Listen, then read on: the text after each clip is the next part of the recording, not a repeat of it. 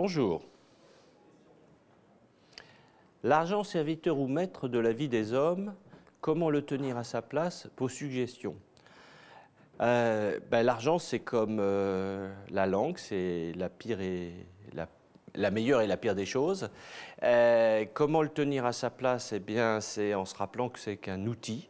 Et quand on est banquier comme moi, c'est important donc de pouvoir le tenir à sa place en rendant des comptes à ceux qui nous le confient, c'est-à-dire qui déposent leur argent, et puis à ceux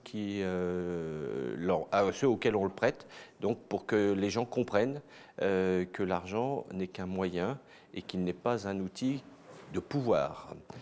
Voilà, alors des exemples, des illustrations très précises, c'est ce que nous faisons lorsque nous avons décidé qu'une partie des marges de notre banque, des marges bénéficiaires, seront utilisées pour être données à des activités utiles au développement dans d'autres pays ou pour des communautés ou des gens qui ont des besoins de nature sociale ou de nature économique. Voilà une illustration. Quelle est la question que vous aimeriez que l'on vous pose à propos de l'argent et quelle serait votre réponse? Alors ça, c'est vraiment voilà, très ouvert. Pourquoi est-ce que les hommes ont inventé l'argent? Parce que tout à l'heure, dans le débat, il y avait la volonté de certains de dire il y a le bonheur et il faudrait que l'argent contribue au développement durable, au bonheur, au développement économique.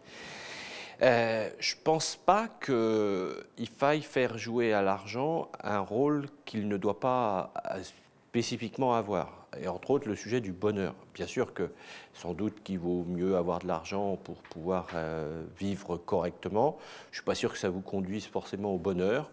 Et donc, voilà, l'argent ne peut pas occuper tout l'esprit, tout l'espace de l'activité des hommes. Heureusement qu'il reste d'autres choses. L'amour, le bonheur, l'amitié. Et donc, voilà la réponse que je ferai à la question que je me suis posée. En quoi les jeunes font-ils bouger le monde? Parce que il faut qu'ils aient la conviction, et ça c'est très important, à chaque génération il faut qu'il y ait ça, c'est rien n'est inéluctable.